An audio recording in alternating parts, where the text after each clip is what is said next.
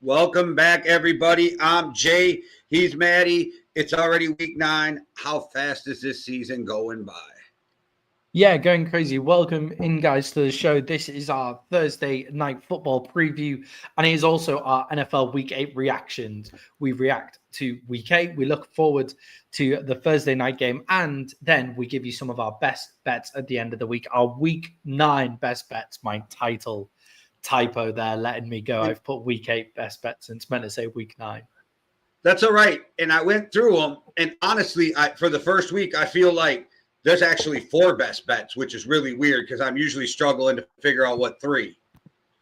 Yeah, I've got 2 locks. I've got 2 locks that I'd be surprised if you didn't have as well. And then I've got ones where I'm like, oh, one of them's a team that I don't like betting on, but we'll get to that. Wait for us till the end of the show, guys. Or, I mean, if you're watching this on replay, then you can just kind of skip forward to the end of the show if you want to go see our best bets as well. That's fine as well. But guys, our best bets last week, Jay, week 8, the week of upsets. Terrible for people's survivor leagues all last week. Terrible for many fantasy football owners last week as well. And if you look at all the shows across the NFL, terrible for anybody trying to pick games this year. What a weekend of upsets that was. Yeah, but it wasn't a terrible week in fantasy for me. I started out 1-5, and I'm still in the playoff race because I'm coming back, y'all. I'm coming back, y'all.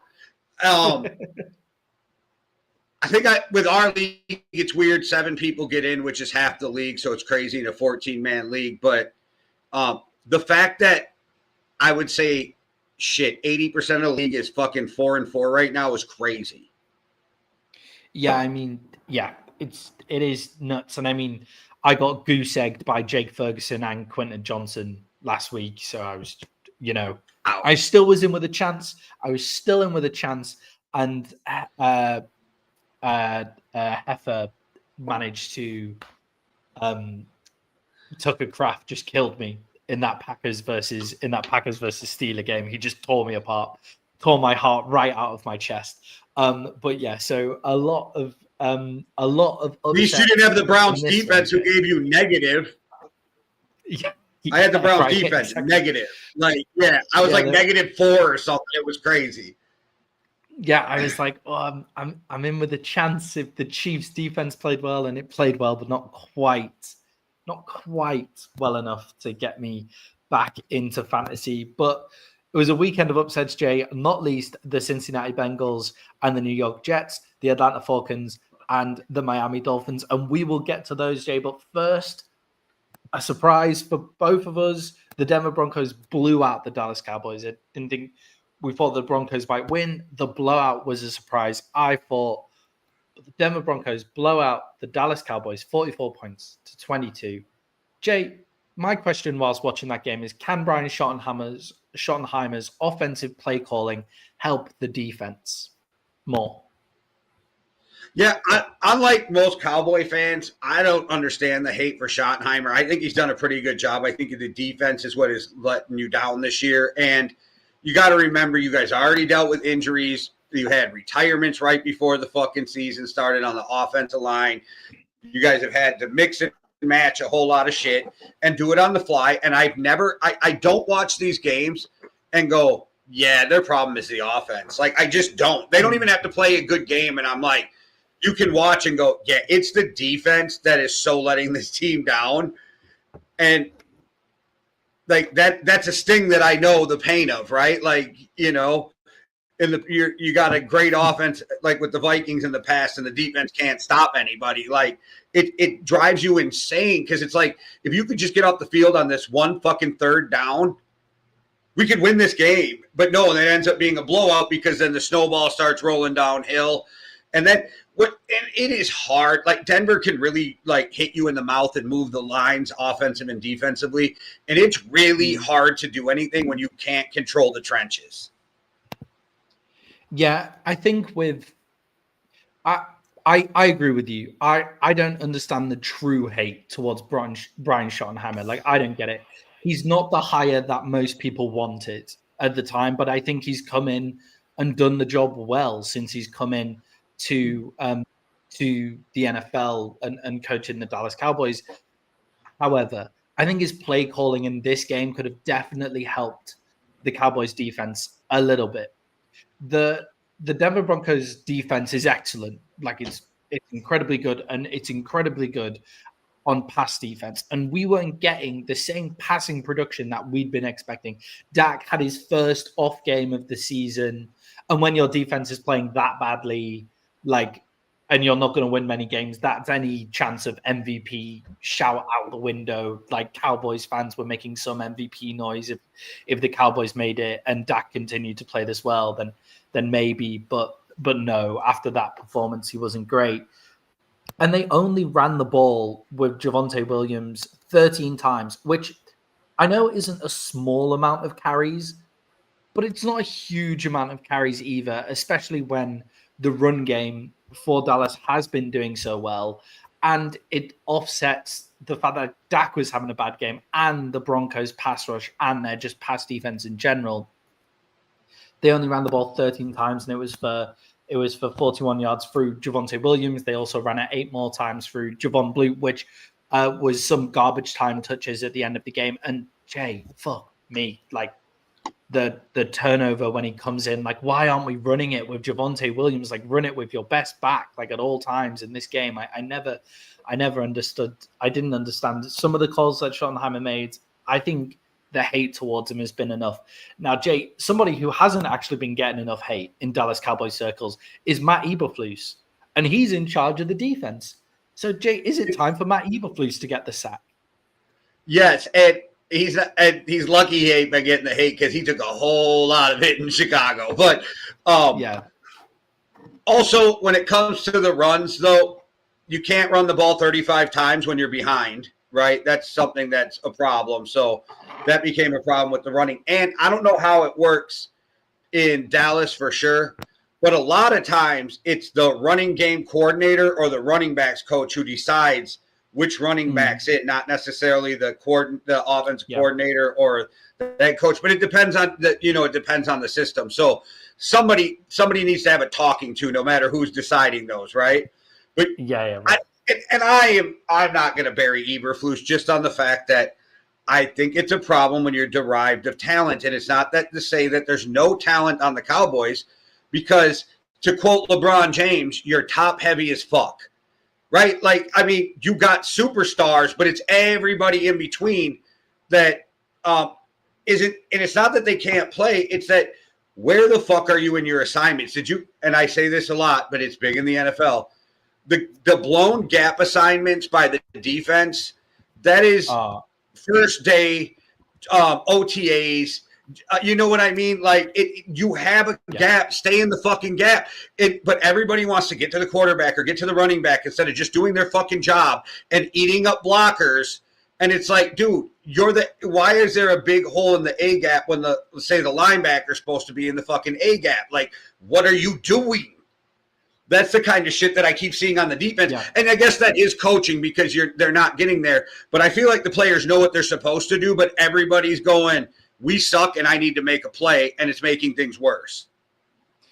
Yeah, I agree. And look, I think there are sparks of life for the Dallas Cowboys defense. Like Donovan Ezaraku got on PFF, he was like a 22% win rate against the offensive line. Like, he looks good. He just needs someone on the other side to cause any pressure whatsoever.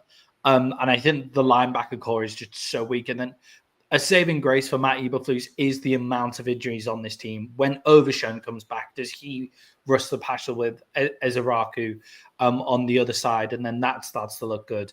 Trayvon Diggs is on IR. Malcolm Hooker is on IR. And Kyer Elam is getting far too many snaps at cornerback to blame the defensive coordinator for how bad this defense has been. But my issue with Matt Eberflus is that he also started to look bad in Chicago. His defense started to look bad in Chicago last year. Like, we could say while he was head coach, okay, maybe his head coaching stuff isn't good, but his defense looks good. But then in his final year as head coach, his defense stopped looking good as well. So yeah, maybe the NFL has worked out Matt Eberflus's thing there. The last thing on the Dallas Cowboys here, Jay, before we talk a little bit about the Denver Broncos, because the Cowboys were bad, but no taking away from the Broncos. They were excellent, but we'll get to them. Jerry Jones has come out in the media and said he has not ruled out a trade, which why would Jerry Jones, even if he wanted to not make a trade, he's always going to say that he's not ruling it out because it makes headlines. But, is there any point of the Dallas Cowboys being in trade conversations before the deadline with where the season's at? Do you think there's any point at all? I mean, if you can get Max Crosby, you get him whenever the fuck you can get him, right? Like, that's the thing. Yeah. And I think Overshown won't be overshown that Micah Light until next year because coming off an injury. But I think that's the saving grace of this year too, right? You get once he comes back, he gets that to get back into it. You see that spark by the end of the year, and then you see that, the guy you're looking for next year. Do you really feel like you got a shot at the Super Bowl? Because if you don't, then none of this is a problem, and you just go get if you can get a Max Crosby or I don't know. If Jerry really wants to impress me, with the world, figure out how to get Max Crosby and still look like you won the Micah trade. Do not give up more than the 2 firsts, right? Don't give up more than the 2 firsts. And then, do you know what? Put your big boy pants on, write a big ass check, and now that he just got his second opinion, go get you some Asante Samuels Jr. to add to that defense. Then you come in next year and you're like Trayvon Diggs, Bland, Asante Samuel Jr., and then you're looking at Overshown and and fucking Crosby, and Clark, and then all these other guys, and then you can go, oh, how do we fill in free agency with mid-level guys and the draft, and you go punch somebody in the mouth on defense. I don't know. That would be impressive as shit. It's just, I made it sound way easier than that shit is in the NFL world. but that's kind of the idea. I'm like, just go build for next year right now if you can. Yeah, and it's not a very Cowboys thing to do, it seems, go into the free agency market. But when you've given up Micah Parsons, if Jerry can. So, by the way, also, I've seen a lot of people saying now that Micah looked good again against the Steelers, and we'll get to them. But I've seen a lot of people saying that this is the worst move that Jerry Jones has ever done. Or some people say any GM has ever done, which isn't true. And then some people say that Jerry I'm a Vikings fan. And if anybody wants to say the name Herschel Walker, okay, go on. Or let's not forget Albert Hainsworth, or, okay, there we go. Yeah, or it's it's not even the worst deal that Jerry has done, because Jerry let go of Jimmy Johnson. That's the worst thing he's ever done, But if you can flip Micah Parsons into Max Crosby and Kenny Clark, then you're like, okay. Yeah, that's a deal. Okay, Max Crosby isn't as good as Micah Parsons, but we've never been able to do anything on a defensive tackle, and Kenny Clark has looked good. So maybe that's a win. But I almost think of it as well, Jay, from the other side. If the Dallas Cowboys basically give up their season, what players do they have that realistically we won't miss much and we can get a lot for? And Trayvon Diggs did come to mind. Now Trayvon Diggs is on IR, and no one's going to trade for anyone on IR, so it doesn't really matter. But it would be interesting if the Dallas Cowboys became sellers and got rid of Trayvon Diggs, because I think Diggs has lost a step. I think he's still the big name you can maybe get something for, but I think he's lost a step, and maybe we can get something better in the draft. Well, I'd like to. I'm going to have to check the rules because I'm not even sure you can trade for a player on IR, right? You can't. And I don't know, but like teams can waive physical, so I don't know. Like there might be a weird wiggle room or something. But here's the thing with Trayvon Diggs. Okay, so even in the offseason, let's say or tomorrow, somebody wants to trade for Trayvon Diggs. What are they going to give you? So are you just trying to get out from underneath that contract? If that's the case, then you take your 5th round draft pick if you're lucky and you move on. But do you think that Trayvon Diggs is a loss for a 5th round draft pick? Like, you know what I'm saying? Like, or because I don't see people giving up a ton for him. Plus he has a big contract. So like, I don't, because I agree with you, and NFL GMs don't keep staying GMs by making dumbass moves, right? So like, if you look at the production, why, unless you have a coach screaming, oh, I can fix him, I don't know why you would give up anything of substantial draft capital to go get a corner that, yeah, he's super fast and he's got ball skills, but he will bite on the double move almost every time.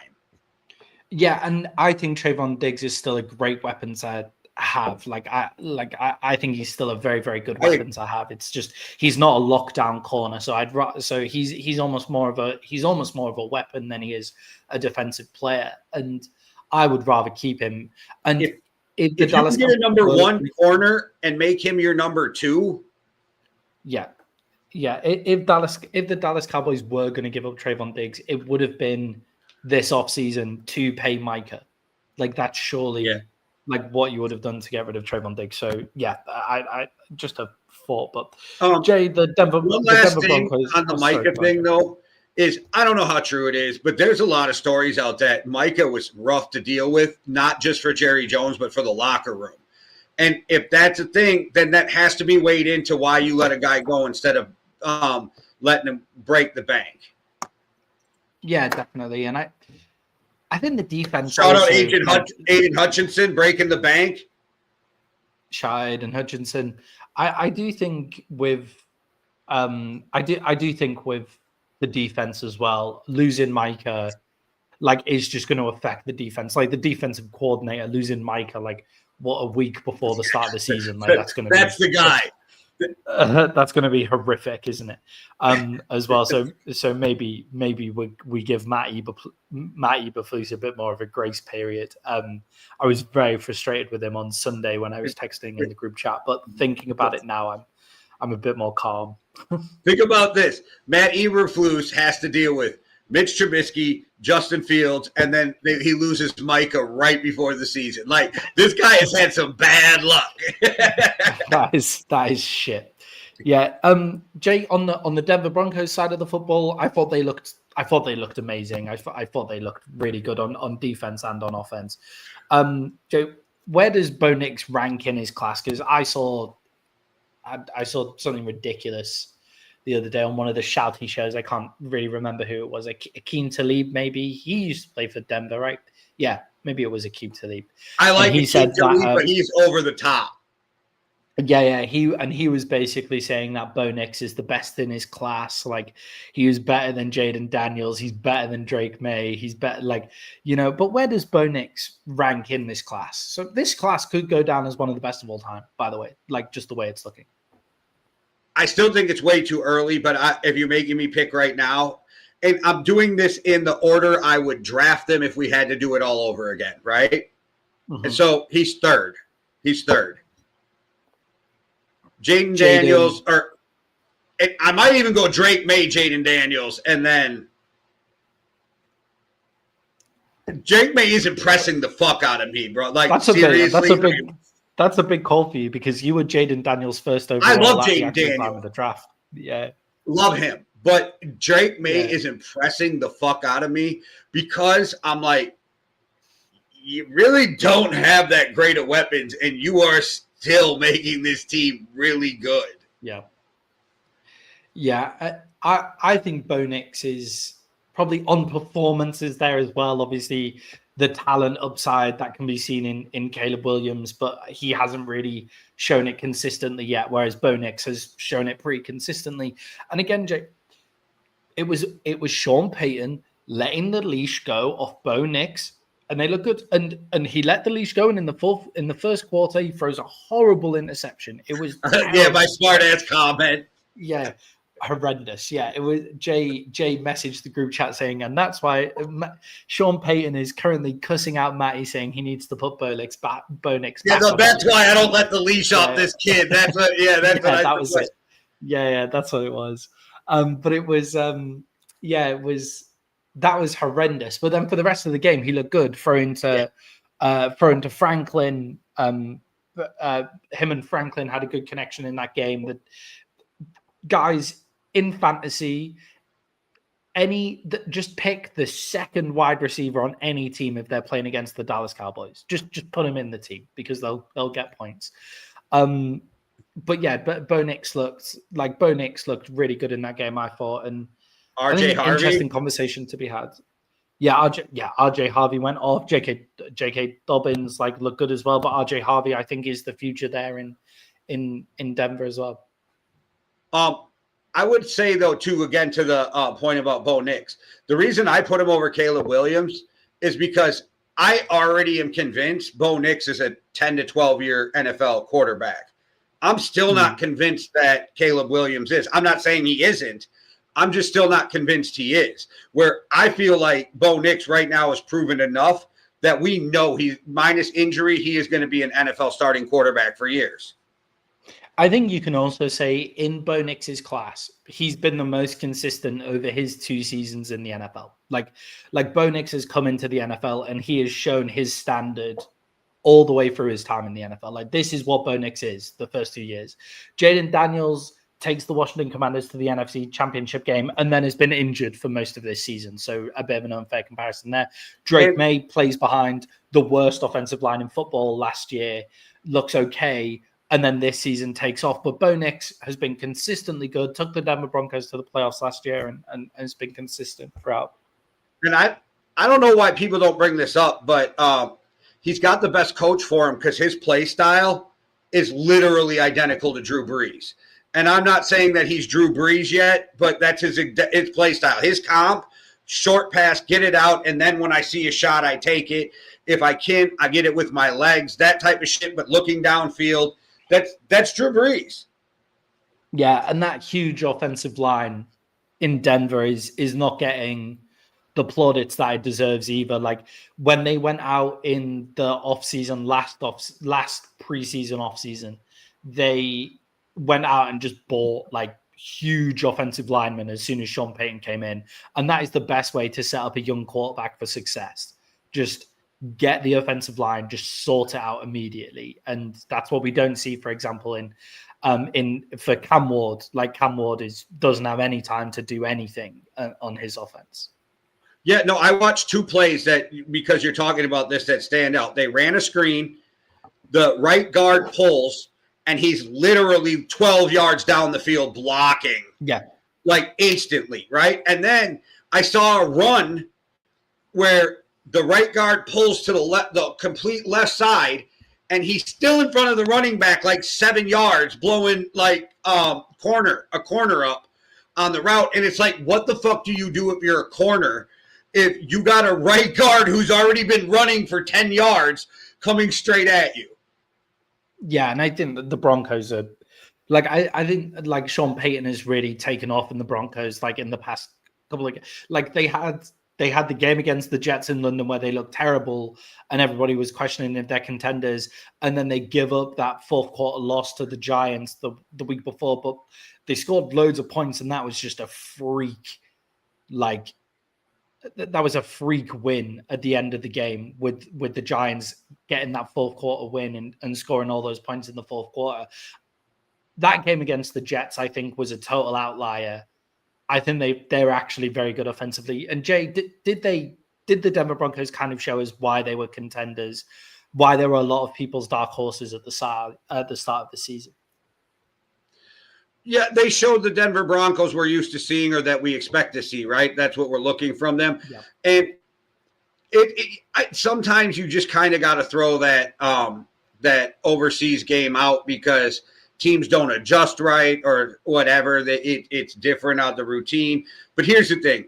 I think the more I was thinking about this the other day, I think those international games are going to get better and better because I think at some point we're going to see every team play an overseas game, right? So there's going to be 16 games over there or overseas, and every team will play one, and they'll get used to this travel. It'll become a normal thing, so it won't be so different and shock to the routine.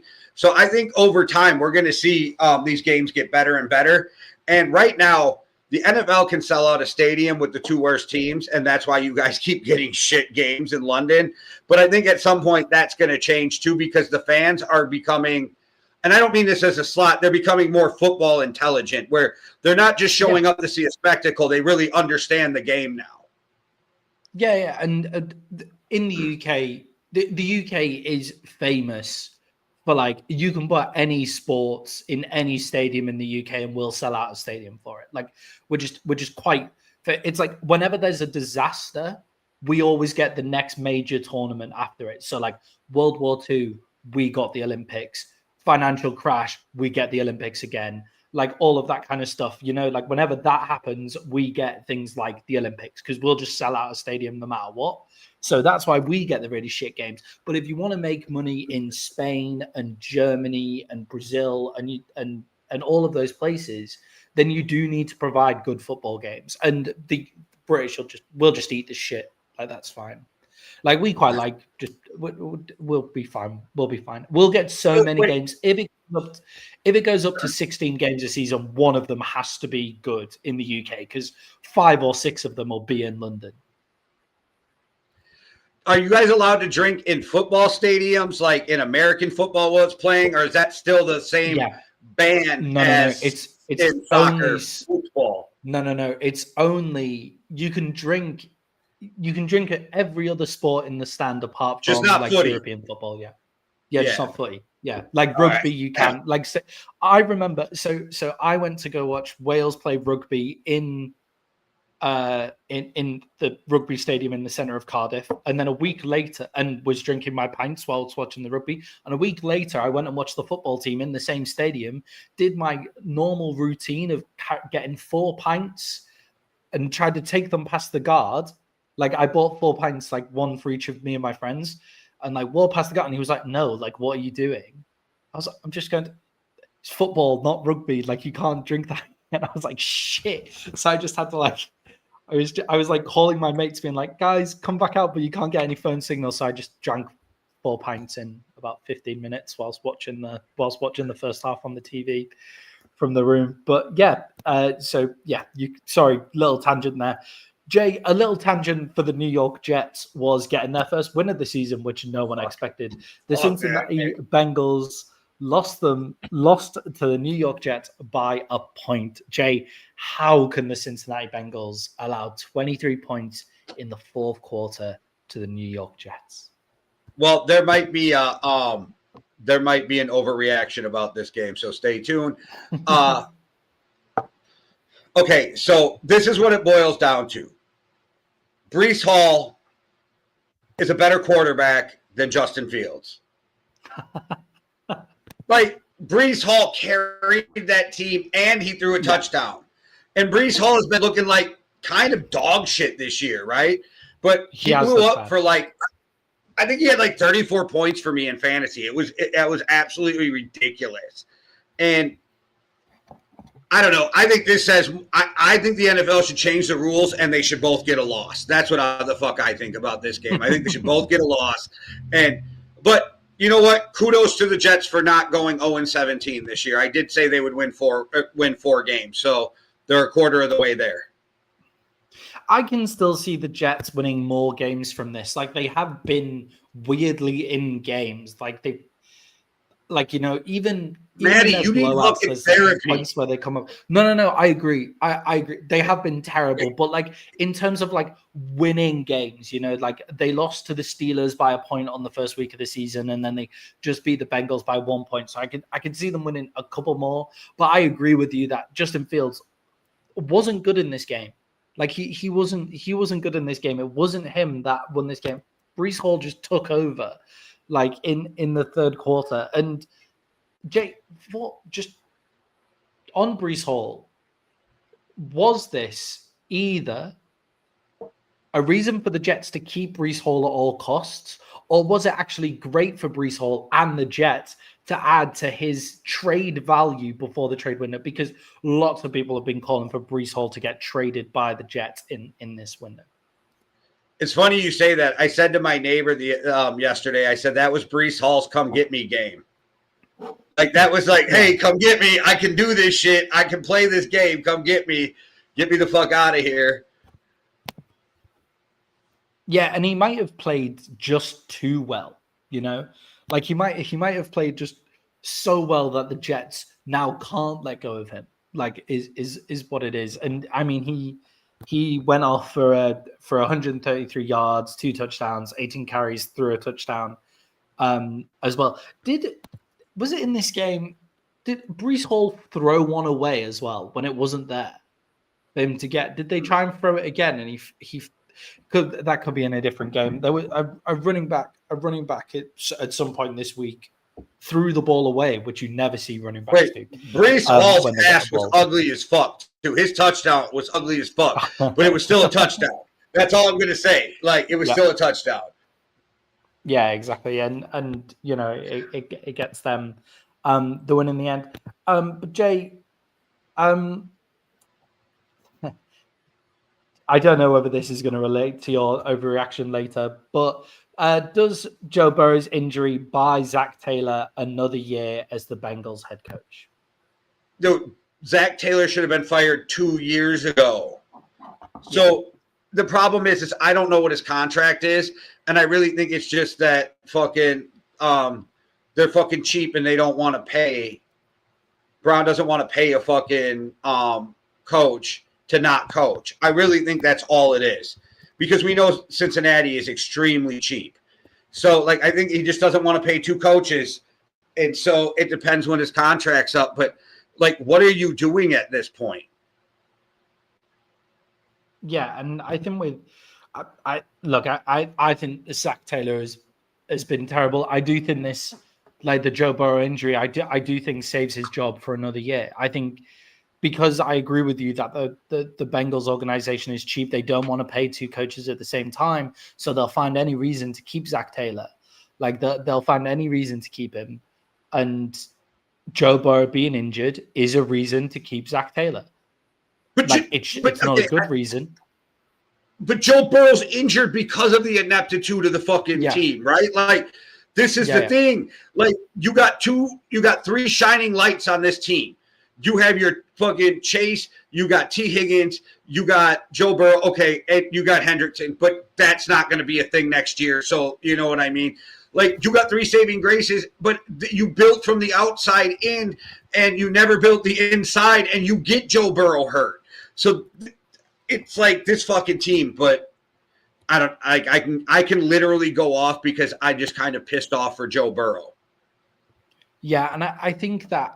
Like I think it's stupid to keep Zac Taylor there. I just think like they will find any reason to keep hold of him now because they keep getting off to these slow starts. Slow start is coaching.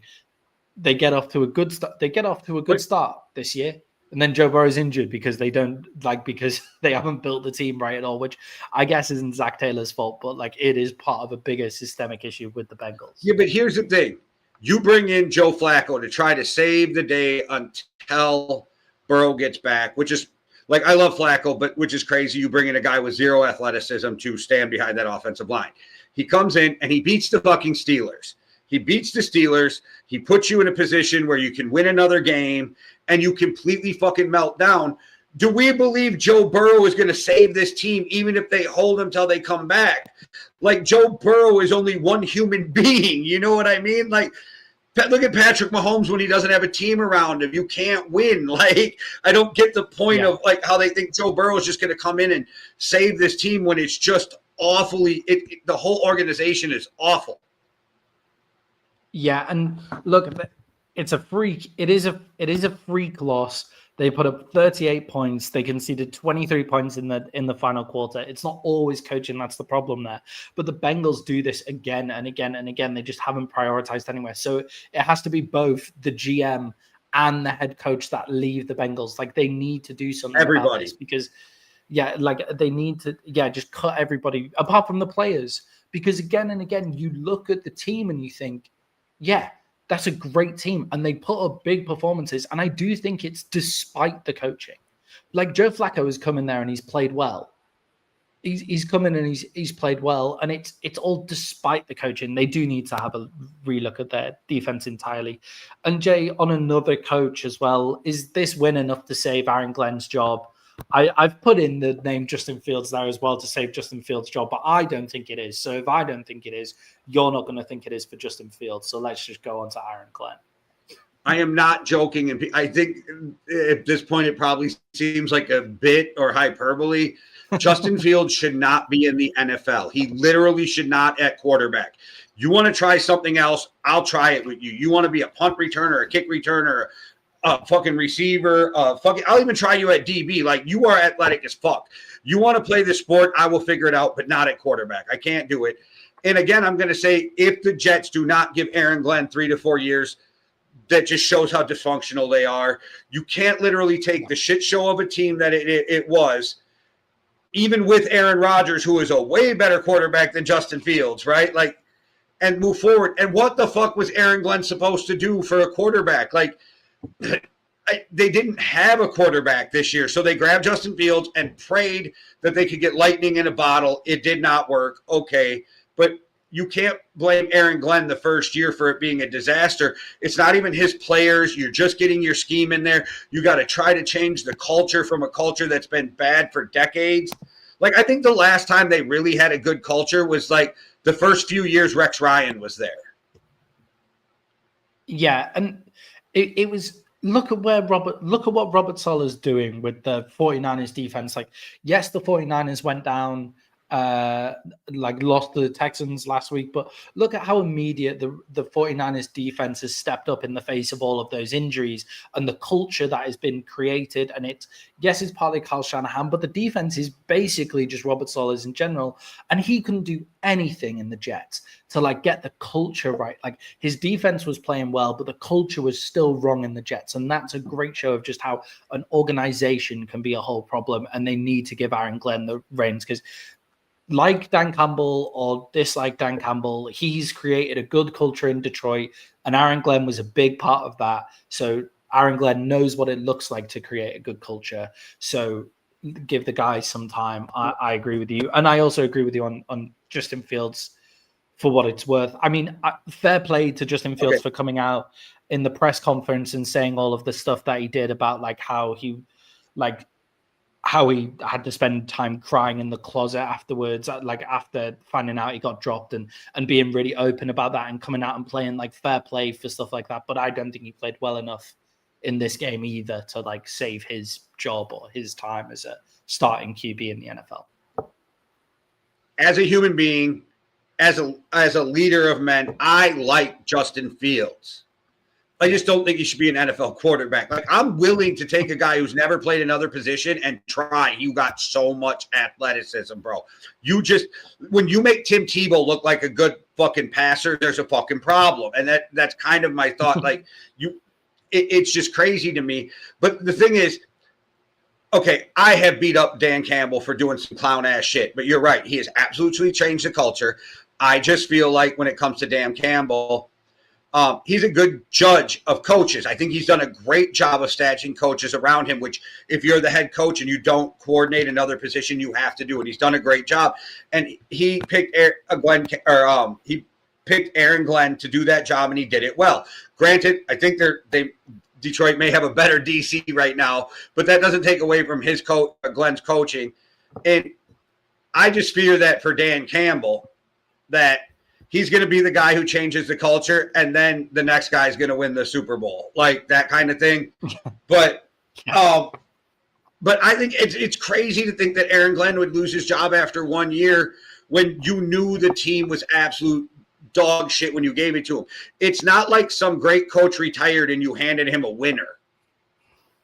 Yeah, definitely. And I mean, the Jets are a dysfunctional organization, so we'll see what they do. But Aaron Glenn, doesn't deserve to be fired from this season. And I do think that win really helps, and I think they might get a couple more off the back of off the back of that as well against some Well, worse. they better. Let's have a look at their schedule quickly. They better kick it into gear, Matty, because I gave them 4 wins and we're in week 9 and they got 1. Yeah, it's the Browns next. Obviously, the Browns are a tough team to play against defensively, but they don't have a lot going on. What do you mean? You don't like Check Down Charlie? That's Gabriel's new name, Check Down Charlie. Yeah, I just mean, yeah, exactly. They've also got the Dolphins who coming off a win, but we'll see where they go tonight. And they've got the Saints to play. So, Dolphins, Saints, the Falcons. Maybe they will get to 4 wins. Problem. They could get to 4 wins.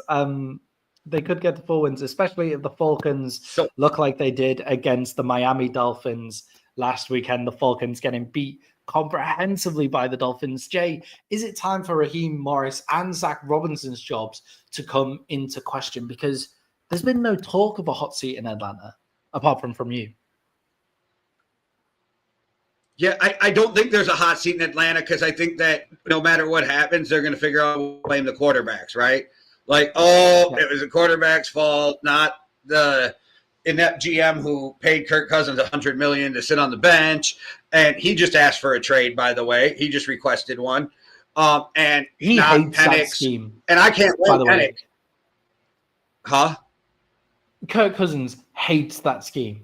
Like, you watch that game and the amount of times he's throwing to a space and a receiver doesn't end up there during that game was mad. And it's difficult to know whether that's the wide receivers not understanding the scheme, which I find easier to believe than Kirk not understanding the scheme. But Kirk just clearly hates everything about whatever that offensive scheme is. You could see it in the quarterback Netflix documentary that he did, that he just did not get it, and he hates everything about it and just finds it so overcomplicated with all the motions they have to do and everything. Like, he hates that scheme. So good that he's getting a trade out of there. Hey, I feel like Kirk would, if he could do it all over again and know everything ahead of time, would have took that low ball offer from Minnesota for 2 years because JJ ended up hurt both years. And I think if he could do it all over, Kirk would have just took that low ball offer because he's made so much money, right? Like, I think he's miserable. And hey, I am happy with everything Kirk did for Minnesota, dude. I'm a Kirk fan, but we do not want him back. So talking head, stop with the Minnesota needs a trade for Kirk. No, we need to see what we have in our young quarterbacks. Everywhere. It is everywhere that it's Kirk Cousins going back to Minnesota, by the way. I just had a quick look at what rumors are coming up for that. It is all Minnesota. Sorry, carry on. No, I was done. Yeah. I think they will find a way to blame their quarterbacks, but it's gotta be that, like, Jay, that offensive play calling against the Miami Dolphins. Bijan Robinson ran it 7 times, and I don't care how far behind you went in the game. The Dolphins give up more. By the way, just another fantasy issue for me in this week.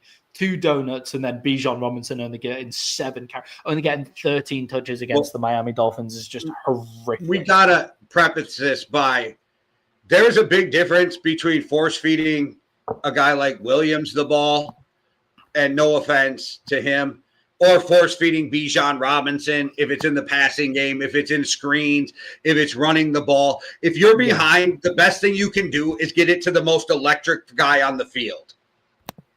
Yeah, because even in the Falcons weren't actually that far behind. It was 17 points to 3 at halftime. Okay, well, great. Miami regularly give up huge run plays on the ground. They regularly give them up, or in short passing games. Rico Dowdle just run for 216 yards against them, like a couple of weeks before. I can't believe that Bijan Robinson got 13 touches in that game. He had 9 carries. It was only 25 yards, but Bijan Robinson is also electric in the passing game, and you only got him 4 touches in the passing game as well. It is a joke against the Miami Dolphins team, and that is just poor offensive coordinating. And you think back to then Arthur Smith's time as the offensive coordinator, and it was the same problem, not giving their playmakers, their best players, the ball in Atlanta. And I just wonder what it is about Atlanta, because they have assembled a good team of playmakers and they just don't get them the ball enough. Yeah, the whole thing in Atlanta is crazy to me. I feel like it's a lot of bad coaching decisions. I'm not sure why Raheem Morris gets a pass. Don't get me wrong. As much as I beat him up, I'm a real believer you got to give a guy 3 to 4 years. So you can't fire him after this year either, or it doesn't make sense. But it obviously, why do you have somebody in a scheme that doesn't fit them? It doesn't seem to fit either quarterback either, right? The timing seems to be off. And if you watch Penix in college, him and Kirk do the same thing. They're timing quarterbacks. It's not scramble around and make something happen time with either of those guys. Bijan Robinson is the guy you should have had the ball in their hands every time. And I mean, with the Dolphins, I think it's a bad thing for the Dolphins that they actually won this game. Yeah, so we'll talk more about the Dolphins because obviously they're on Thursday Night Football. So when we get to our Thursday Night Football preview, we'll talk more about the Dolphins. But do you think this game, like Tua comes out for us for 206 yards, 4 touchdowns, like do you think it saves his job? And like Mike McDaniel, like the run game looked good, like offensive genius kind of quality. Some of those plays look delicious. Like, does it give them a lot of leeway here? Maybe they just love playing in a dome. Like if you put the Dolphins in a dome, they're far better, clearly. Don't get me started that I think every team should play in a dome. So like it's 2025. We should not have weather affecting fucking games. See, I disagree, but that's because I like watching the snow in Buffalo and everything. That's a talk for a different time. But yeah, I get that argument too. I do, but like I'm more of like, dude, we're so far past that. But I think for everybody involved, it's best if Tua separates himself from the Dolphins and they separate themselves from him this offseason. I think he needs a fresh start. I think they need a fresh start. I think Mike McDaniels has got to go. When you're not winning, I don't care that they won this game. When you're not winning, that shucks, half fucking dumb persona is no longer funny. It's like, maybe he is just a dumbass. I'm not saying he is, but that's what I'm hearing from in the groups from Miami fans is like, we used to think it was that mad genius dumb, and maybe he's just dumb. Like, so when your fans turn on you like that, maybe it's best for him to move on too. He can go back to somebody will hire him up as a coordinator instantly, and he can revamp his thing and start over. But I think the Dolphins should strip it down and start over. I really do. Yeah, and I think they all have to, like, the Dolphins just have to, I would blow it all up. Like, yes, the Dolphins, the other thing that really hurts the Dolphins with that game is now, do they just become less likely to be sellers? Like, I had the Dolphins pegged to just be selling everyone, like, by the end of, like, during this thing, because they built from the outside in, and the in hasn't finished yet. So they need to go back into the drawing board and go from inside out. And to do that, you have to like ply yourself with as many weapons in the draft as you can. And like guys like Jalen Phillips, like you get a decent draft pick haul for them. Like guys like Jalen Waddle, you'd get something for Jalen Waddle surely as well. Like if you wanted to as well. Like I wouldn't sell Achan. Like you need to leave. Like when you have truly special players, like you need to hold on to them. Like Achan is Bijan Robinson-esque, I think, as well. I agree with you, but I always live by the premise there is a price for everyone. Oh yeah, of course. I don't think anybody's going to give that price that Achan. No, but if you were like, I'll give you a first round draft pick for your running back, I'm gonna be like, yes. Oh wait, it's not Bijan and it's not a Derrick Henry or a Saquon. Yeah, I might have to do that, but I don't think anybody's doing that. Just remember that Christian McCaffrey went for like a second and a third. Okay, just remember that. Yeah, exactly. And he's so key. Like to be fair to Mike McDaniels, like the Dolphins have now scored 20 points in 5 games in a row, like 20 plus points in 5 games in a row. Like some of it's obviously garbage time stuff, but like just to be fair to him, and Devon Achan in his hands is ridiculous. Like Devon Achan is just like a complete spark off the page. So even in terrible games that Tua has had, the Dolphins have still managed to score 20 points in 5 games in a row. So just to be fair, I think he screams offensive coordinator, not head coach, just like a Cliff Kingsbury, And you learn from your first stop. So go do the offense coordinator thing again, learn some more, go back, and somebody will probably give you another chance if you're a great offensive coordinator. But if we're being fair to Mike Daniels, I'm going to be fair by saying bro does have the best swag in the NFL on his NFL gear. Best swag for NFL gear in the league. Do you know where Mike McDaniels would be really, really interesting to me? If he went to the Arizona Cardinals and was the offensive coordinator for Kyler Murray. I think that would be incredibly interesting. Obviously, if Kyler Murray's still at the Cardinals, we spoke about that last week. He'll never do it, but if you want to come be the OC in Minnesota and mix your crazy scientific mind with Kevin O'Connell, I'm good with that. You guys would come up with some wild shit. Or imagine if he went from Bijan-esque to Bijan Robinson and becomes the offensive coordinator in Atlanta. Oh, that would be that would be a lot as well. That would, there's jobs out there for Mike McDaniel, and I think he has opened that run game and reminded us what he's got. There's certain spots where you just think, okay, yeah, that marries well.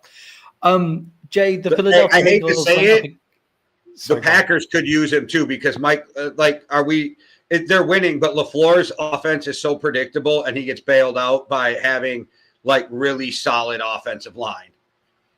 Yeah, or Jordan Love has these crazy highs, and he had this week, and we'll get onto that. But Jay, we'll talk about the Philadelphia Eagles versus the New York Giants, where, let me just get this out of the way. The Philadelphia Eagles deserve to win this game. They were the better team than the New York Giants as well. And Jay, I'm actually going to start this off with an apology to the Philadelphia Eagles. This is going to be so backhanded. The Philadelphia, it's not. They're an amazing football team. They're an amazing football team, and they've proved that they can pass when they need to against the Vikings, and they've proved that they can run when they need to against the Giants, and their defense is excellent. And that's what I have to say about the Philadelphia Eagles. I'm sorry for comparing you to the 2022 version of yourselves. You're clearly closer to the 2024 version of yourselves as well. But that doesn't mean that I don't think A.J. Brown should still ask for a trade, because you clearly don't need him. It's just obvious that they don't need A.J. Brown. So A.J. Brown should request a trade and get out of Philadelphia. But, that's fine. Jay, they deserve to win that game. However, the one thing I do want to talk about in this game before we talk about the problems that the Giants had in it is how bad the reffing was in this one. We spoke at length about a couple of the reffing decisions in this game. And Jay, the reffing in this game was pretty poor. The one I want to highlight is the tush push, where the ball is clearly stripped before the whistle blows, and forward progress is continuing. Forward progress is continuing. Forward progress is carrying on, and it's before the whistle blows and the ball comes out. So that's the one I want to highlight, and then we can talk about it. All right, Des Bryant catch. Listen. If that was the Cowboys, every Cowboy fan would be screaming. It's when he decides that forward motion ends, and then the time between grabbing the whistle and blowing it. So as I asked ChatGPT, the rule states forward progress is deemed dead when the ref deems it dead, not the whistle. Okay. So I want to put that out there because I feel like no matter if you're on whichever side you're on, you're going to have an argument either way. So I feel like Eagle haters are going to call it one way. Eagle lovers are going to call it the other way. I'm going to be the adult in the room and go, you know what? You both have a legitimate argument on that case. And this is when New York has to fix shit. It's just not this play. The reffing has been fucking horrible across the league at times. Yeah. And New York could fix shit so easily, and they're making shit worse at times, which I sometimes feel like they're doing it on purpose so they can go, see, this shit doesn't work. Yeah, and there was with that law, I do understand it's when the ref decides when forward progress is done. But if he decided that forward progress is done, when he decides forward progress is done, the ball is started to be ripped as soon as the ball crosses the plane of the fourth down. So it's either a turnover on downs or a turnover on the fumble. It is either or. You can't have the forward progress is is not over because he doesn't break the plane on 4th down until he reaches out. And as he is reaching out is when the ball comes loose. So therefore it's either a turnover on downs or a turnover from the strip. Well, like that is, to be fair, that is what that was. I literally watched an interception get overturned that was clearly a pick six from hitting the ground and getting up. And that was. I was told by the NFL. I was told by the NFL that ball never hit a wire and that was an optical illusion. So that's all I'm saying is but it goes to what I'm talking about is it's bad across the league right now, and they really, I feel like, take fake steps to fix it and then try to make it worse so that like they can just go back to not having New York help or whatever. When I think the NFL misses all fans want is you to get it right. That's all we want. We want to be able to walk away from that game and feel like no matter win or loss, that's exactly what happened. Yeah, and like we want you to get it right, but we want you to do it consistently in the way that you get it right. So it's so it was like what we were talking about last. Yes, it was the Detroit Lions. It was the Jared Goff touchdown that wasn't a touchdown because it got wiped off by the replays. They got that call right. The referees got that call right. The reason people were upset wasn't because they got it right. It was because of how they got it right was against the rules that the NFL had put in. So just get rid of all those rules.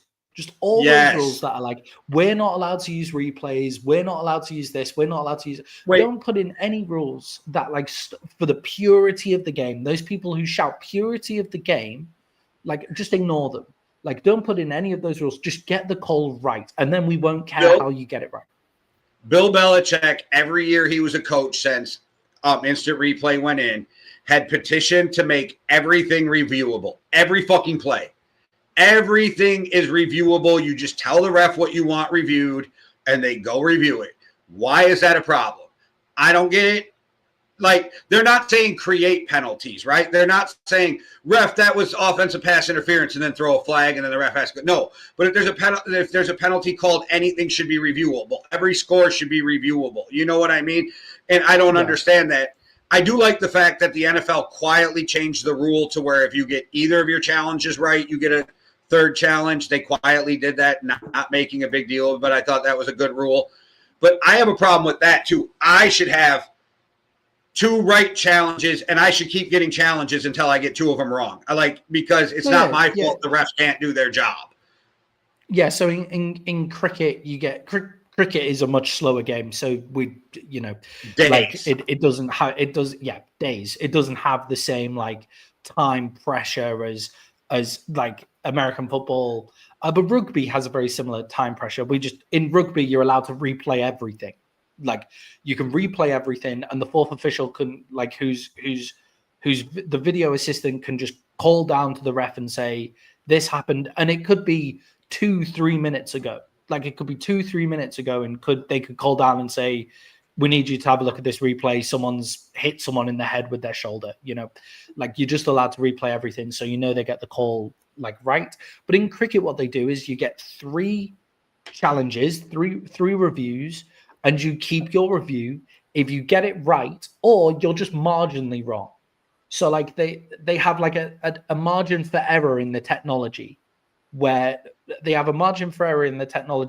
if you're within that margin for error, the umpire's decision still stands, but you get to keep your review as well. Like there's other ways to keep challenges. Like you shouldn't be punishing people for challenging calls that they're getting right. They should be getting those challenges back.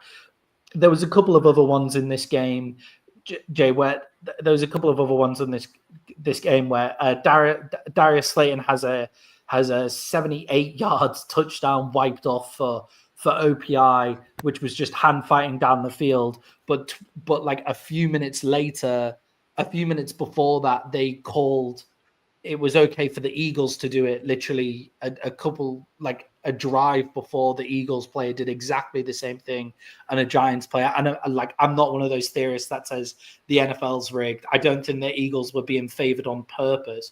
It just shows like a lack of like clarity in the rules on things like OPI and DPI in the NFL. And one of the other big problems that I had, and we saw it in this game, was quarterbacks throwing the ball short of their wide receiver, the wide receiver coming back and getting it through the defender, and the defender getting called for DPI. Like, that's a bad throw from the quarterback. They shouldn't be getting rewarded for that as well. So there just needs to be some clarity in the rules, and there needs to be some ability for the refs to like just if that corner, if that DB turns around and looks back at the ball, they're not going to get called. So track the ball. But I think that's one of those plays that you're never going to be able to get out of the game too, because it's technically pass interference. You literally stop but there's not much you can do about it. I get that argument, but I got a solution for all these stupid pass interference calls both ways. Stop calling hand fighting. Like, it's like I always say in the NBA, bring back hand checking. Can we stop with this dumb shit? It's the NFL that as long as it's not a blatant penalty, leave it the fuck alone. I agree. It's a contact sport. Like, football is a contact sport, and the hand fighting is is just a good weapon. Like, we've already got to the point in the NFL where offense is better. Offense in the NFL is better than it's ever been, and it can be because of things like it can be because of excellent quarterback play. Like, quarterbacks are coming into the NFL now having thrown thousands and thousands and thousands of passes. They're coming into college with thousands of reps. Like, quarterback play is just better at a base level. But there's also the aspect of, like, we've softened so many of the rules. You're allowed to give the corners hand fighting. You're allowed hand fighting. And also you're allowed to, the wide receivers are allowed to do hand fighting too. Like, the one that got wiped out for the Giants was hand fighting.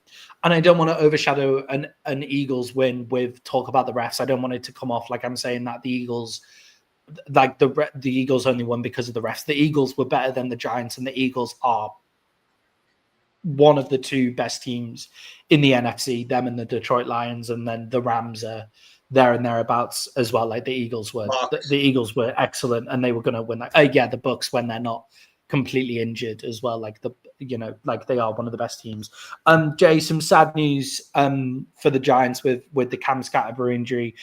Is the Giants hype, like, we started to get a bit of hype around the Giants? Is it kind of back on ice after that injury to Cam Scatterbury? Now he's out for 4 to 6 months.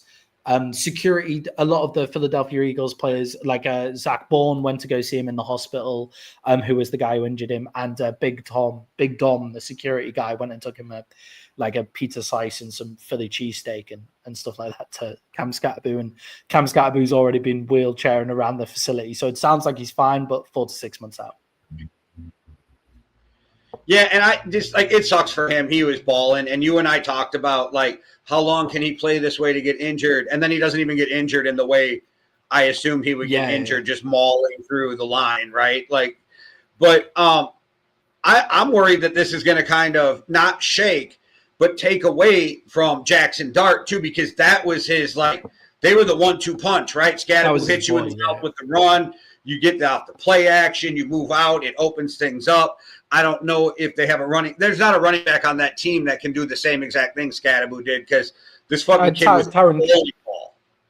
Well, Tyron Tracy was obviously excellent last year, but he's also coming off a huge ACL injury. And he's not a bowling ball. He's not a bowling ball. Yeah, he's working back in as well. So the Giants are an interesting team, because you have Jackson Dart, then you've got Cam Scatterbury and Tyron Tracy, who are now both injured, and you've got Malik Neighbors, who's injured as well. So actually, on paper, they have a very exciting team. They're just all on IR.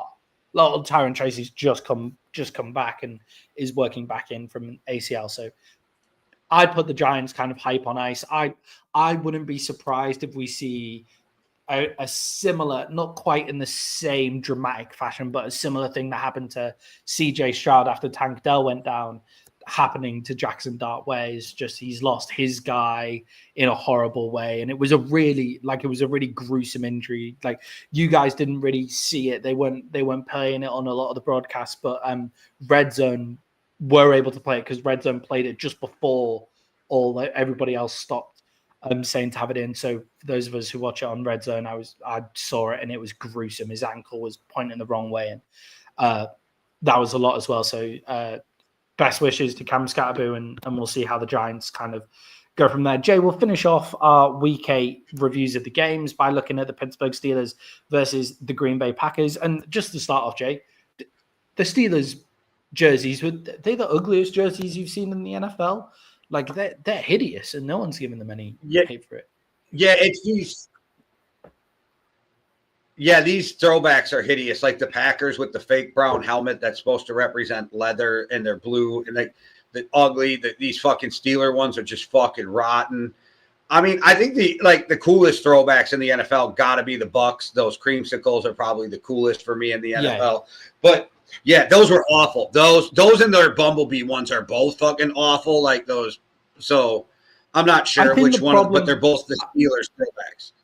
I think the problem with the Bumblebee one, is doable to look good, but only as a true jersey, like a rugby, like a rugby jersey, like that material, like the material that they use for uniforms in the NFL does not make those old designs look good. You have to have a sleek, classy, modern design for the material that the NFL used to look good, or go retro with baggy stuff, but you're not going to play in those because it'd be completely detrimental to any performance you have. So Steelers, that was some hideous jerseys. Just retire them, have the players turn up in the jersey style version of them before the game, and then sell those in the fan shop instead.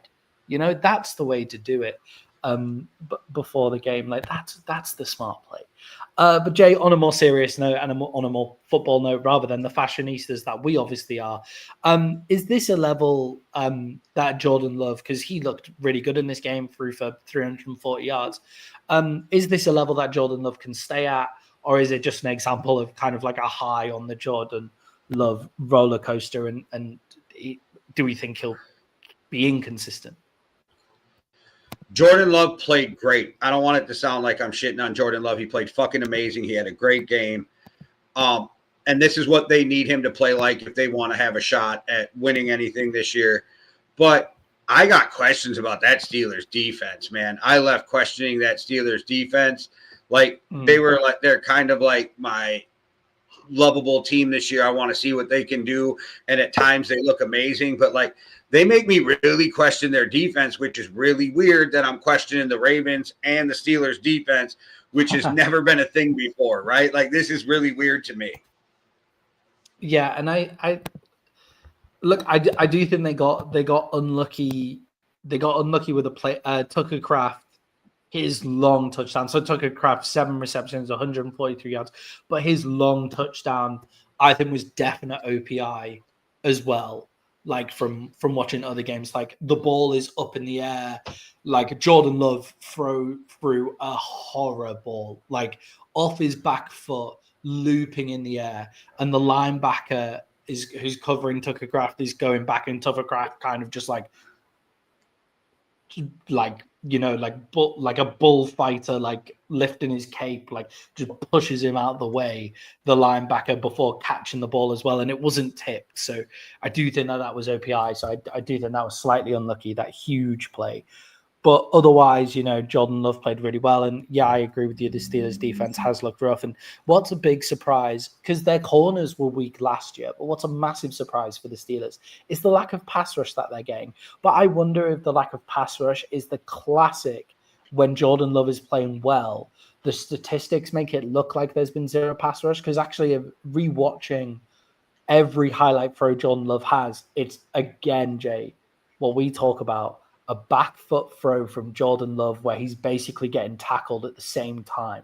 So does he save his team when he's playing those games? And I don't see how you can keep playing that way consistently, because even in that game, there was the long touchdown throw to Tucker Kraft that I just mentioned, and there was another touchdown throw where the defender mistimes his jump by about this much from an interception as well. That went for a touchdown too. So yeah, it's interesting to watch. And the other side of the ball for the Steelers, Joe, we've been talking about how quickly Aaron Rodgers has been getting the ball out recently. Did the Packers kind of like figure out the way to play that? Did they figure out that offensive system definitely going into the second half?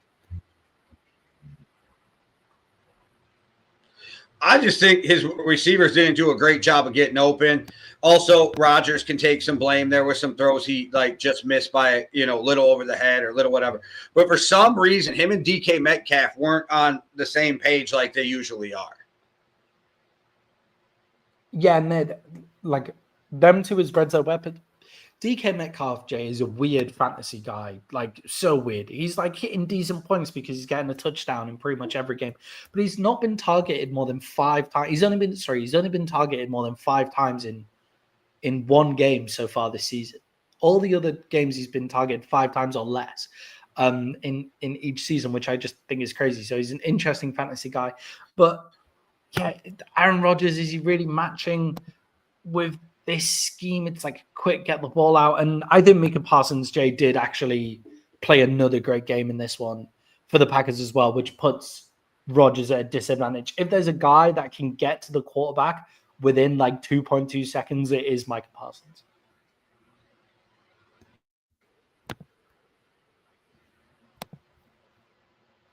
You just cut out on me. I didn't hear what you said. I was just saying, Jay, that Micah Parsons did seem to like have a massive effect on this game as well. Without putting up the numbers, he comes out with 1 sack, and obviously him starting to really pick up is a big thing for the Packers defense here, and could have been a cause for rushing Aaron Rodgers a little bit, because if there's one guy who's going to get to the quarterback within 2.2 seconds, it is Micah Parsons. So how big a deal is Micah Parsons getting up to speed with the Packers defense? I think Mike, I've said it before, I think Mike is a great player and he's going to make a difference on that team. I just don't really believe one team's ever one pass rusher away from a Super Bowl, but I really think they go as far as Jordan Love takes them. Yeah. Also, with DK only getting 5 targets a game, that's kind of an Aaron Rodgers special because he just hits the open guy, right? Like, he doesn't give a fuck who it is. He's just going to hit the open guy, keep moving the chains. And that's the way you beat Rodgers, the same way you beat Brady. You get pressure up the middle and make him feel uncomfortable, and they moved Micah around, and they put him in different places, which helps. That's where Micah was running from. Micah was going like straight down the middle the whole time as well. And Jay, on that Aaron Rodgers as well, like, yes, he spreads the ball around and throws the open guy, and then in the red zone where, look, in the NFL, there aren't really open guys that often in the red zone. He then finds his target, which is DK Metcalf, which is why he has that huge touchdown rate so far for fantasy football. So don't expect that to fall off too much anytime soon. And DK's so deceptively fast, right? Because he doesn't look like he's running as fast as he is, and he's so muscular, but he just finds a way to separate on those long plays. And he usually busts one of those big plays out for them. And I mean, there was a couple times, like I said, I don't know if DK stopped short, ran the wrong route. Aaron just overthrew him a little, whatever. It's hard to tell because when Aaron's irritated at a player, he makes a face and pouts. And when he's mad at himself, he makes a face and pouts. So you're never quite sure what he's pissed about. Yeah, and also, that kind of shit doesn't work with DK Metcalf either, because DK Metcalf is a big-time enough wide receiver and has enough attitude himself to give it back, even if it is Aaron Rodgers. Although he's a bit more chill with Aaron Rodgers than we ever saw him with, like, Gino or yeah. But that's because Aaron's an established Hall. Like, we all know Aaron's a Hall of Famer, right? Like, so it's different. Yeah, definitely. Okay, guys, we're gonna take a quick break now. Sorry, guys, we're gonna take a quick break now, and then when you come back, we'll have a look for you at our Week 8 overreactions. We'll award our Week 8 rookie MVP and our true MVP of the season, and also we'll come back for our Thursday Night Football preview and our Week 9 best bets. But most importantly, guys, make sure to support the channel if you like what you're seeing. Like, subscribe, and buy us a coffee. Me and Jay set up the Yankee and the Brit nearly 5 years ago. And in that time, we've gone up to about 7 shows a week. And with the help of our loyal community, we've been able to keep growing. But we want to grow even more. And that's why just giving $5 or £5 could really help us out in our Buy Me a Coffee fund. And all you have to do is hit the Buy Me a Coffee link in our YouTube descriptions that'll be on every single video. You can give £5, $5, you can give it once, you can give it every month. And what that does is it allows us to grow and even buy ourselves a coffee every once in a while.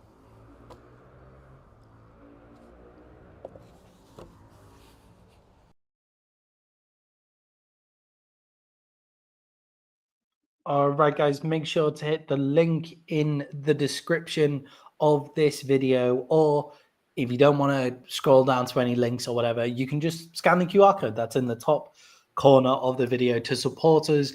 We really do thank everyone who has supported us so far. And guys, the best support is to hit subscribe or hit the bell for notifications for whenever we're going live, because if you want to watch more of us two, we mainly just do our shows live.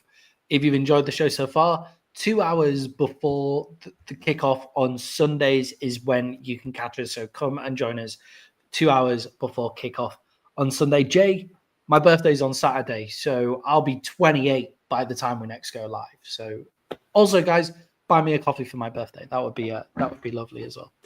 Fucking old motherfucker you are. 28 years old the next time we go live. That'll be horrific. Anyway. Jay, our week 8 rookie MVP and true MVP. Let's start with the week 8 Maddie. Rookie. Go on. Before I forget, so your birthday Saturday. So just so you know, comes that Sunday at 2 a.m. is when we fall back with time. So we switch going into Sunday after your birthday. Yeah, that's why I got confused tonight, because I knew the games on Sunday kicked off at normal time, so I thought these ones kicked off at normal time as well. So I was an hour out, but we're okay. It all worked out in the end. But Jay, we're going to award our NFL rookie MVP and true Week 8 MVP as well. Let's start with the Week 8 rookie MVP. Jay, who have you got? All right. He might not have had a ton of yards, but it is RJ Harvey with his 3 touchdowns, only had 51 yards, but he put up 3 touchdowns in that game against your Cowboys. Sorry about that, but it is RJ Harvey for me this week. Yeah, he just looked fantastic. Jay, I went a bit different with the kind of positions I've been looking at this week. I've gone for rookie MVP Week 8. Aronte Ursere, the Houston Texans left tackle. Now, the Texans offensive line has looked terrible throughout the season, but he is a shining light, and him coming in might be the reason why they were happy to get rid of Tunsil at the start of the season. That makes some sense now, them getting rid of him, because he looked pretty good as well. He got a plus 70 PFF grade in pass protection and went up against the 49ers defense that they managed to come away with the win. And CJ, like the 49ers couldn't stop CJ Stroud and the Texans driving down the field. So I think him at left tackle, he looked really good as well. And Jay, your true Week 8 MVP. Well, Maddie, unfortunately, you and I have the same one, so I will give an honorable mention to Jordan Love. Great game, honorable mention to him. But it's James Cook with 216 yards, 2 touchdowns. I think you were the one who messaged in the group chat who said, "Oh, the Bills finally remembered James Cook." Yeah, I think the Bills finally remembered the existence of James Cook. Me and Jay both have him as our Week 8 MVP. James Cook, 216 yards, 2 touchdowns, 19 carries. What happened there? The Bills just seemed to... They came off the bye and went, okay, let's run the ball with James Cook and let's get on it. From there is what it looked like. There were a couple honorable mentions for this one, Jay. Obviously, Jonathan Taylor has been amazing throughout the whole season. He's currently my MVP because none of the quarterbacks have quite stepped up enough yet. So honorable mention there. 12 carries, 143 yards, 2 touchdowns. But Jay, from that same game, you're going to be so surprised with who I'm going to put here. Michael Pittman Jr. Michael Pittman Jr., 8 receptions, 95 yards, and 1 touchdown, and one of the most ridiculous touchdown catches that I've ever seen as well. Another honorable mention for MVP there. A great connection with Daniel Jones so far. How much does that surprise you that I'm saying Michael Pittman there after being basically saying he's not number 1 wide receiver the entire time? Yeah, you've been throwing some shade at Michael Pittman for some years now, so that's impressive on the growth. That's impressive. I'm growing into my old age at the ripe age of 28. We now move on to my favorite segment where we take on our resident GM of our podcast channel here, Jay, and I get to ask him some questions that I would want to ask an NFL GM. And Jay, there's some owner stuff going on here that I've been really struggling to comprehend. Like guys like Jerry, the problems with the Saints and how the Saints operate, and the fact that their GM never has a problem. How is the best way to approach an owner when you know something has to change? I've also got the Bengals in mind here, where their GM has put together a great team, and he can't be happy with Zac Taylor either. Well, see, it's good you brought up the Saints, and how do you do that when Gail Benson has the same dude that runs football operations or basketball operations running football operations? Like, it doesn't make sense. Granted, he's not the GM, but he's who you have to go to because he's the president, right? And Gail Benson's one of the worst owners. Jerry can't seem to get out of his own way. I don't know. It's hard when you have bad ownership, right? And good ownership, you don't have this problem because if Belichick had a problem, he just went and talked to Robert Kraft, right? If Kyle Shanahan has a problem, he just goes talks to Jed York, right? Not a problem. Howie has a problem, he just goes talks to I forgot the Philly owner's name, but yes, you know what I mean. It's like the Vikings have a problem, they just go talk to the Wolves. Like, so you have good communication when it's a bad team. This is the problem why the Jets are always fucking awful. It's why the Bengals are awful. The fact that Jimmy Haslam refused to sit down with Myles Garrett when all of that was going on is why the Browns are awful. Yeah, and I think one of the big anomalies of like kind of the NFL is, not to get political or anything, but you basically have to go up to these huge oligarchs, and you can see it coming into European football as well, but you basically have to go to these huge oligarchs who have everything, and you have to convince them to spend their money for the betterment of the fans. You have to say, it is, as a GM, your job is to make a better football team. The owner really, if you get a good owner, so like the Crafts, right, who actually give a shit about football, that must be the best feeling in the world, because they're wanting to create a football team that goes out and wins football games. Whereas other owners own a football team to make money from football games.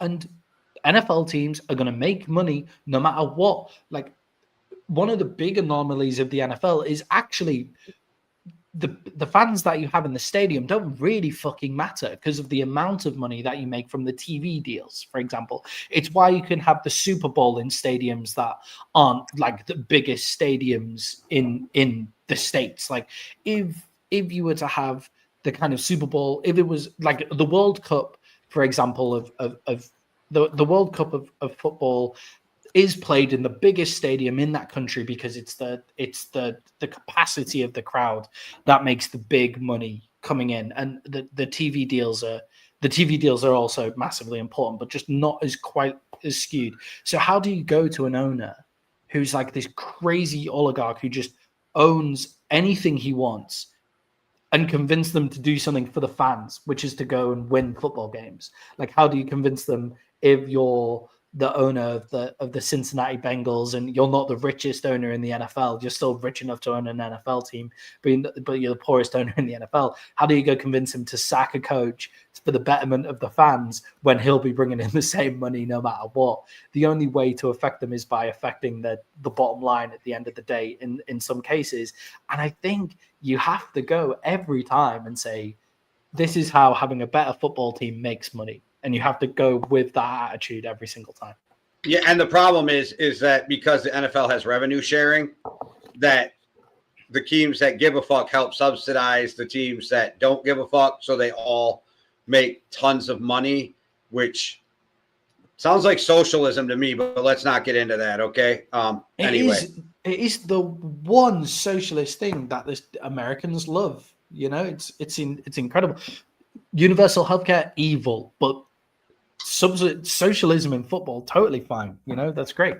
But socialism for oligarchs. But anyway, yeah, I'm always fascinated by how GMs would interact with the owners and would love to sit in on those conversations. But Jay, your favorite segment, I believe, is our Week 8 overreactions. So our NFL overreactions for Week 8. Jay, what have you got? Joe Burrow should demand a trade and refuse to ever play for the Bengals again because they are going to just get him killed. Yeah, I like where you've gone with that because, Jay, I've gone down a similar route here. We clearly were so disappointed by the Cincinnati Bengals that we're in the same foot here. I've put Zac Taylor has been the worst coach in the NFL over the past 3 years. And with what he's been given by his GM, he's been terrible. Like the Bengals should have had so much more. Jay, with the Joe Burrow trade idea, like I got the perfect trade. Go on. We'll give you J.J. McCarthy, 2 first-round draft picks, and we'll throw in a defensive player of your choice. You just pick them. You want Turner? Take him. I'll even give you Van Ginkel. He's our best defensive player. I'll give him to you. Let's go. What about instead of the defensive player, you throw in Brian Flores to go be the head coach? I'd do it. I love Flores, but I'd do it. Like, you're giving me Joe Burrow with Kevin O'Connell and Justin Jefferson. Yeah. It's Jordan Addison. Yeah, that is one of those deals that does hurt the owner's bottom line, where having like a top tier quarterback gets you prime time games and all of that kind of stuff. And I know with revenue sharing it goes around, but there's there is ways on the side. Those ticket sales stay mostly with you. That was jersey sales. That kind of shit stays with you, right? It's the TV money and all the big money that gets revenue shared, but you still have that private money that you get to keep too. So winning does help the bottom line. The more Joe Burrow jerseys you sell, right? Yeah. So I think that is one of those trade deals that would affect the bottom line, and I'm not sure they would ever allow Joe Burrow to do it. But I mean, if he's refusing to play, like Joe Burrow's already made enough money for the rest of his life, and he could go do loads of ad deals in his. He just has to take the Carson Palmer approach and sit a half a year, and then they'll trade him before the trade deadline. Yeah, exactly.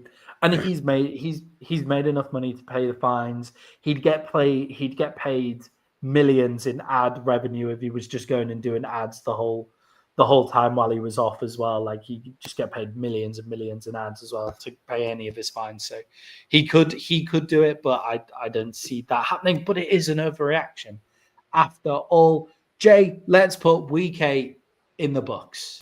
That's Week 8 done and dusted. Good riddance to horrible picks and terrible donuts for my highest playing fantasy players for me. But let's put that all in the books.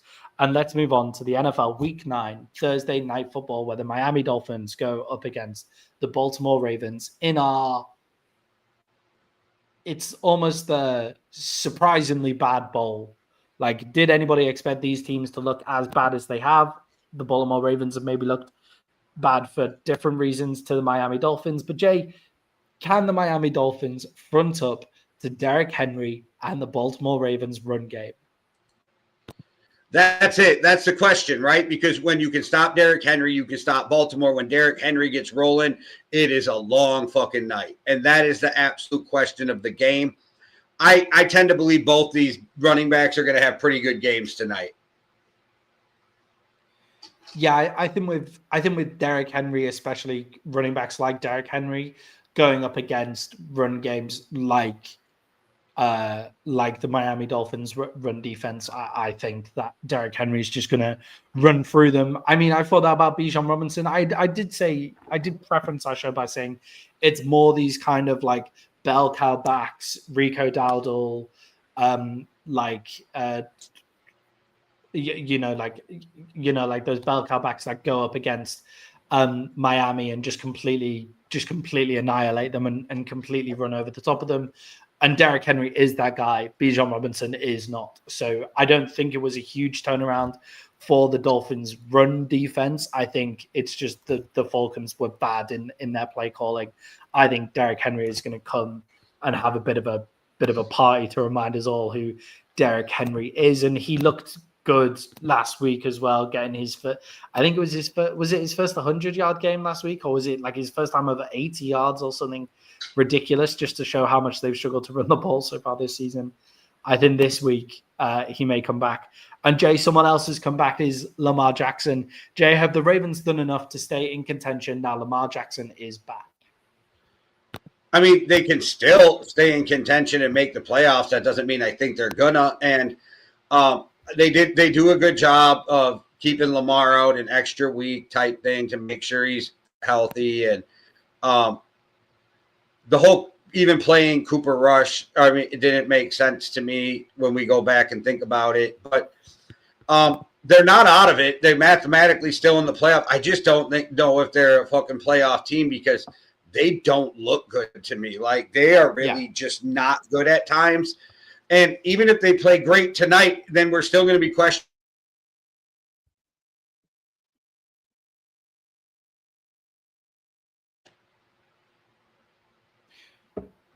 Okay.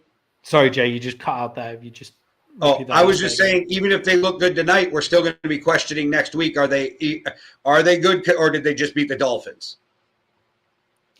Yeah, and I think with the Ravens, like, yes, because they managed to get that win, like them getting the win last week against the Bears, like, does kind of semi keep them in contention. It keeps them like available, with the Steelers stumbling as well. That really helps them there, and the Bengals losing to the Jets as well. That really helps them. And then the Browns are, well, the Browns are great defensively, so who knows what could happen with the Browns. But, like, their division is potentially almost still up for grabs as well. I do worry about the Ravens and the way that they look. I agree with you. I think their offensive line hasn't looked amazing. Derrick Henry, like, in his best game of the season last week, did only go for 71 yards actually on 21 carries as well. Snoop, them playing Cooper Rush was mad from the jump. Like, Snoop Huntley immediately came in and looked much, much better throughout the game as well. And Jay, has the Ravens defense kind of like turned a corner here? Like, they kept the Bears to 16. The Bears were averaging 24 points a game, and they managed to keep the Bears to 16. They've kept the Rams to 17 before then getting hammered 44 points to the Texans. But are the Ravens getting healthier on defense, and now they're getting healthier? Are they getting better? I mean, maybe slightly, but they still got so many glaring holes that, like, I still look at this point spread and I'm like, bro, I fucking hate this point spread, because I could see the Dolphins getting blown out, or I could see it being kind of close and the Ravens still figuring it out to win. I could even see a world where the Dolphins win this game, but because both teams are so bad at times. Yeah, and it'll be interesting to see how Lamar Jackson comes out and looks on his ankle. What are you looking at for Lamar Jackson when he comes out today? I don't think he should be limited. I think they do a great job of making sure he's close to as 100% as you can be this time of the season. So I think he should be fine, and I wouldn't be shocked if, right before the game, he takes a nice little shot of vitamin T, gets out there, and looks like Lamar. Yeah, I'm looking for some pop from Lamar, because even in the games that Lamar played, they had that crazy game against the Bills where that was Derrick Henry's best game of the season. They had that crazy game against the Bills where the run game just completely dominated, and Lamar just worked off that as well. And it was crazy, but they didn't get it over the line because the Bills managed to work out a way to stop the run game and then stop Lamar. And they didn't manage to get that over the line once the Bills had come back. So it'll be interesting to see how that falls apart against the Bills in the first game of the season comes back to hurt them by the end of the season as well. That'll be interesting to look at if they miss out by one game. But but before then, and then the game after that, they kind of lost the pop. They didn't have any flow to their offense. So I'm looking for like some classic Baltimore Ravens offensive flow against a defense that hasn't been able to stop anyone in the run apart from last week. Like, let's see where that gets to. Jay, we've already spoken about the Dolphins a lot, but just a quick look ahead to the game. We've already spoken about how the Dolphins have managed to unlock their run game and short passing game in the last week, definitely, and in the last couple of games. But how can the Dolphins overcome the 7.5 point spread that they're up against here? Well, I don't think you really have to worry about them deep like you used to, right? So you can lock down more on that quick passing game, the screens, the run. So that should be what the Ravens try to do against this game or against the Dolphins today. But I hate this spread, and my head is saying, like, just take the Dolphins and the points because the Ravens will probably win. But something inside of me is screaming the Ravens are going to blow them out. Okay, who are you going for then? Give me the Ravens minus the 7.5. I fucking hate it. I wouldn't bet this game if I was anybody, but I wouldn't touch this game with a barge pole because they're the two most inconsistent, two of the most inconsistent teams in the NFL. But Jay, I'm also taking the Ravens here. I think the run game completely dominates, and I think it was actually Atlanta completely fumbling and just coming out and playing a horrible game of football that made the Dolphins look good on the defensive side of the ball last week. And I think the Ravens completely control the game. Jay, I have a fantasy predicament before we move on. Here, Zay Flowers, to play or not to play? Like, he looked good last week. I've got Franklin, Ayumana, Ricky Pearsall is questionable, and DJ Moore is questionable as well. I also have Quentin Johnson and Jordan Addison. Zay Flowers to play or not to play. He's projected as 16 points. Okay. I personally would play Jordan Addison. Oh, a little dropout again there. Well, I personally would pay Jordan Addison because J.J. McCarthy's back, and that's his number one connection. Yeah. Jordan Addison's already in. So Jordan Addison is in at the flex. Quentin Johnson is currently wide receiver 2. So we'll see if we decide that it's between Zay Flowers, Ricky Pearsall, DJ Moore, Troy Franklin, and Eric Ayumana. If it's not Pearsall and we're not 100% that he's going to play, I would have to go with Flowers because even if he gives you one big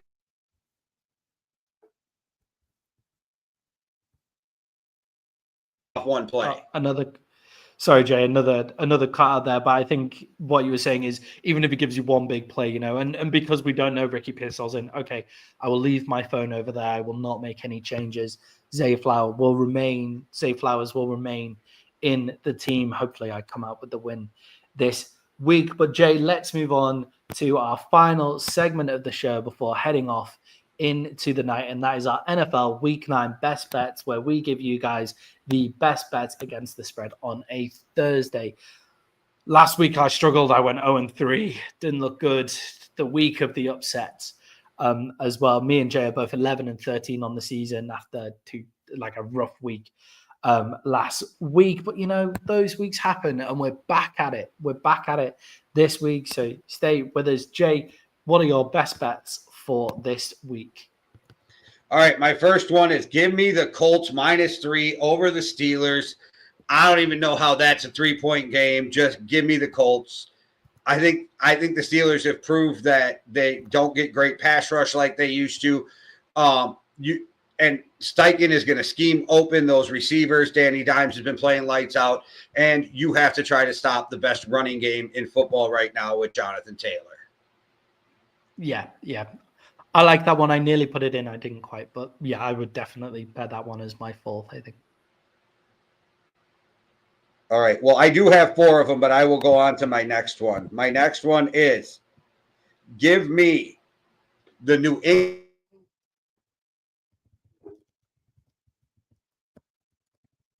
It's just disrespectful. Yeah, the New England Patriots at 5.5 against the Falcons. The Falcons look so bad against the Dolphins. I mean, we never know what the Falcons are going to look like, but the Patriots have looked great throughout the season. So, yeah, I definitely like that one as well. Jay, your final one. Okay, the ultimate lock of the motherfucking week. Give me the Broncos plus 1.5. What is going on in Vegas? How do we think that Texans offensive line can hold up against this defense? Do we not think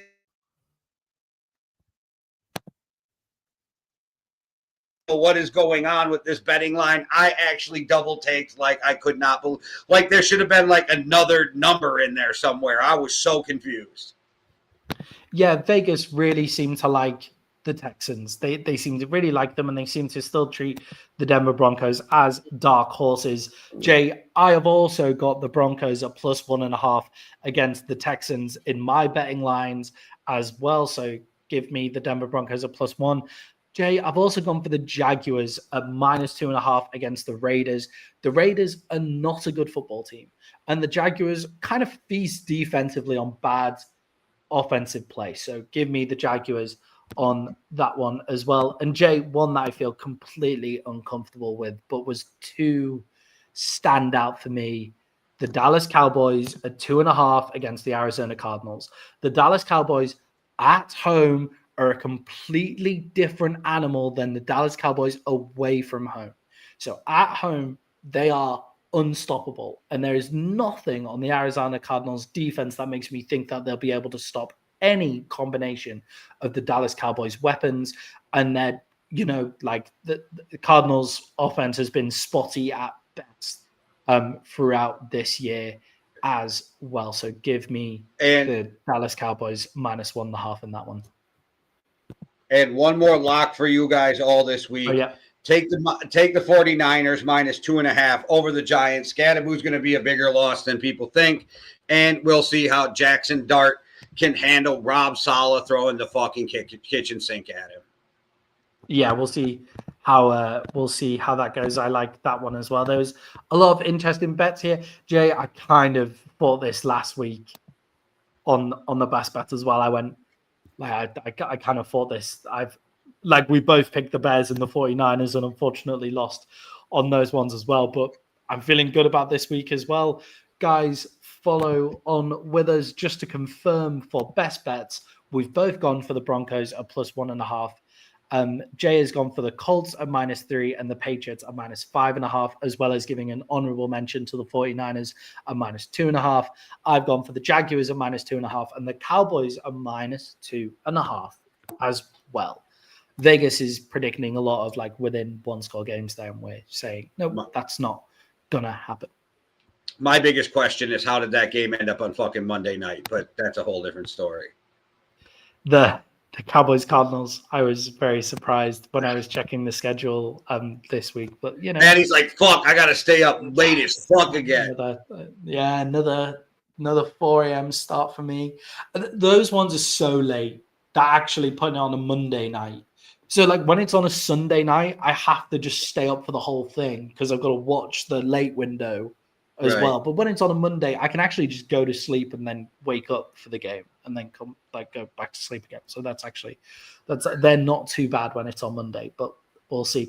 Jay, the Ashes start soon, which is England against Australia in the cricket, and it's in Australia this year. So that's putting the radio on at 2 a.m. to listen to fucking cricket for an entire day from there. I'll be up for plenty of NFL. Don't you worry as well. I just watched Australian TV series this week about the largest biker war in Australian history, and I always find it funny that they call them bikies.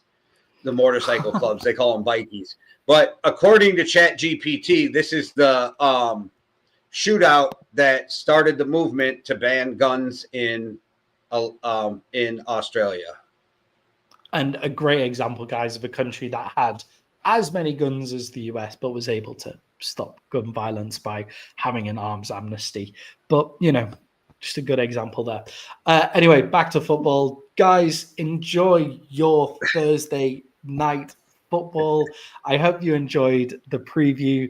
Make sure to like and subscribe and share and comment and all of that good stuff. And make sure to buy us a coffee as well. Jay, send us out like you always do. All right, everybody. Thanks for watching. Make sure you hit that like and subscribe. Hit the notification button because you don't want to miss any of the shows. We have a bunch of them now, so it's easier to tell you hit the notification. And you can go through and find out what you like. Hopefully you like all of them. Make sure you go over and check out direct.app/the Yankee and the Brit for all the merch. There is more than just the Yankee and the Brit merch over there too, so make sure you go check that out and buy something. And again, like Maddie said, buy us a cup of coffee. Yeah, and is it this week, Jay, that the leader of Street Beefs, Scarface, is he coming on MMA Underground this week as well? He'll be on next Wednesday on Street Beefs. That is at 5:30 Pacific, 8:30 Eastern. So tap in for that. You won't want to miss it. He is going to come on and talk about his journey that he just took out to Street Beefs West Coast and how much fun it was and everything that went down with the Polish film crew from Warner Brothers that was there doing a documentary on them. Yeah, so make sure to tune in on Wednesday as well for that. And if you hit the bell, then you'll always get anything that we need. All right, everybody. Thanks for watching. One World, One Love. Deuces. Cheerio.